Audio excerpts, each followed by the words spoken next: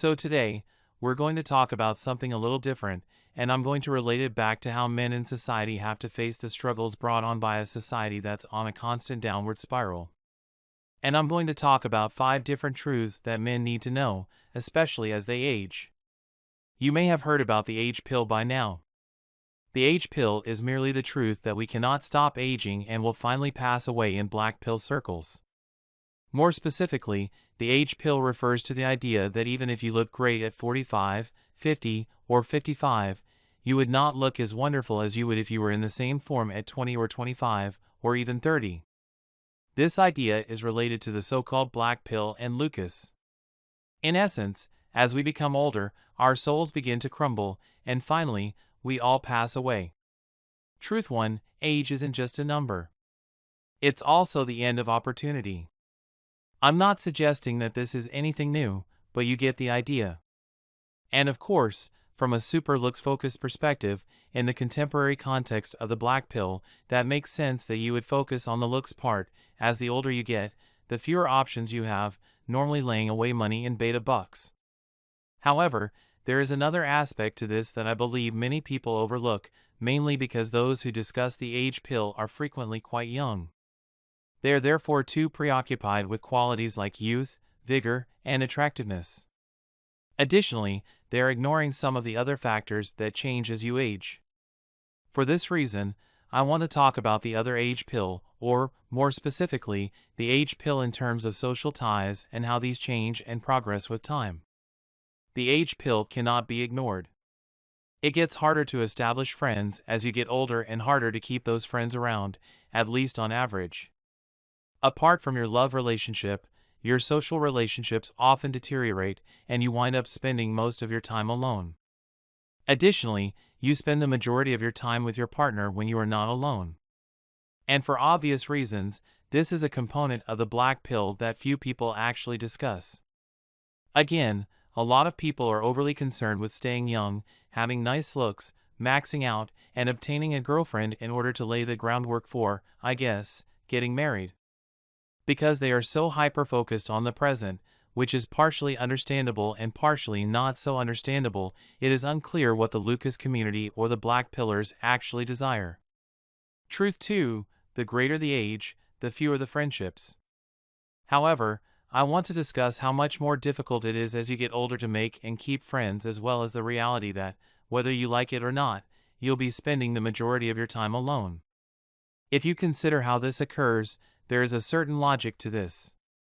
Research shows that most of the friendships you form are with people between the ages of 0 and 20, therefore you might want to encourage that. You're effectively forced, as it were, into social situations whether you wanted to be in them or not when you're in a classroom or university setting. You're also far more likely to meet people, connect with them, and start conversations. You'll also be in the same class. Therefore, it's possible that you met your best buddy while attending a history lecture years ago. I once had a good friend in college who remained a friend even after we graduated. He and I first met in a history class. How else may I have come across him? I was majoring in economics. I was focusing on an entirely unrelated subject. But in order to do that, we had to complete our general education requirements. And situations like these occur frequently when someone is forced into a social setting. They usually wind up chatting to and meeting new individuals. Right? What occurs after college? Well, assuming you get your degree and even assuming you get your master's, since you then still have some chances.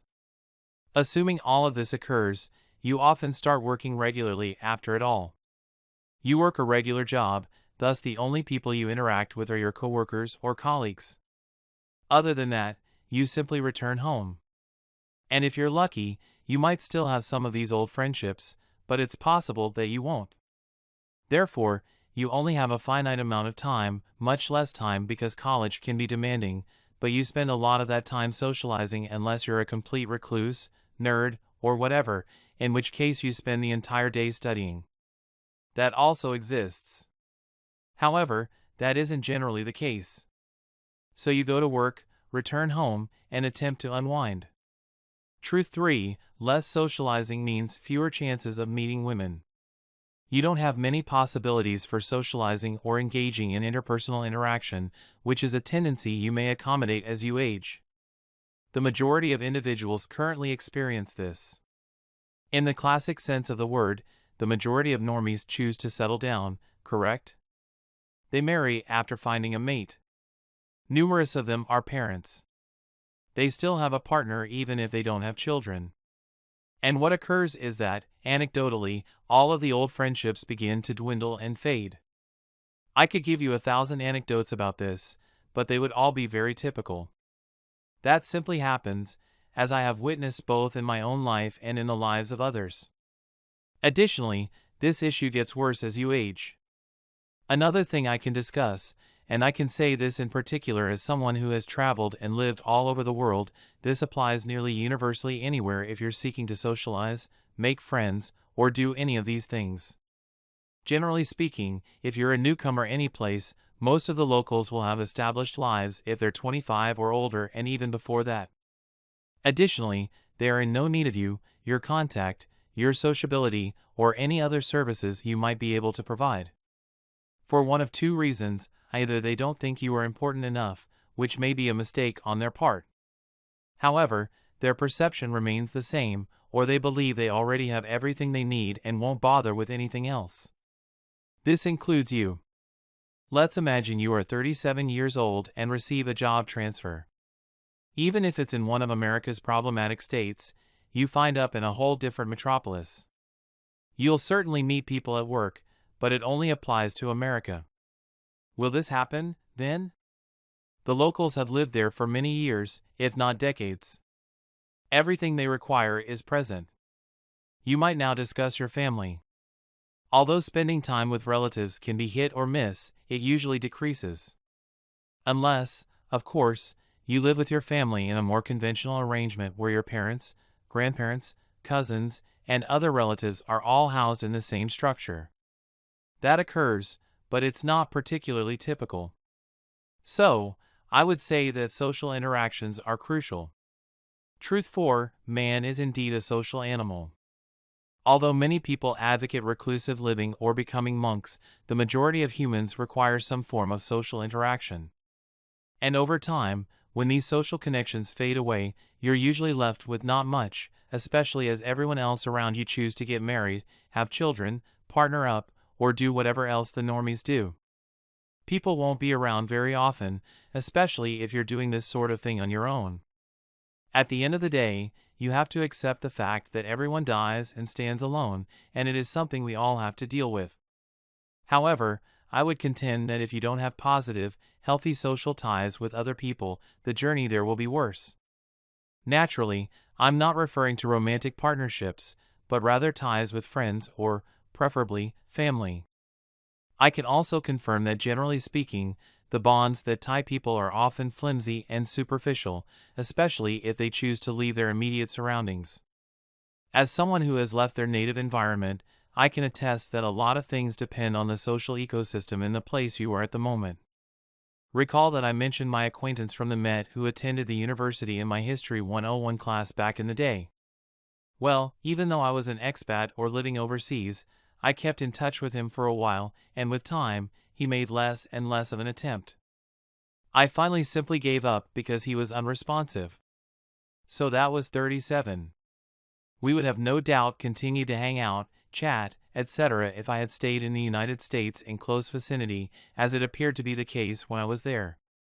Other folks I've encountered throughout my life share the same characteristics.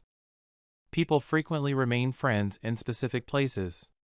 Truth 5, the online revolution helps make connections. Now, you may counter that by saying that you can overcome it online.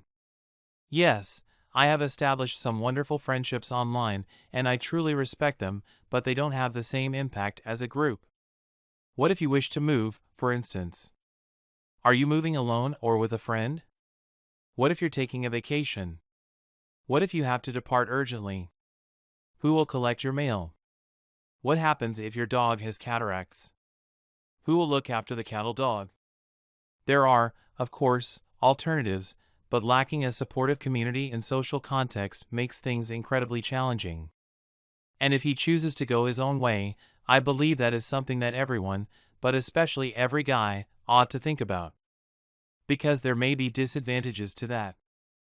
I can assure you that I don't regret being married, giving up on relationships, or the whole shebang, but I won't sugarcoat the negative effects of that, such as the loss of many of the individuals in my life.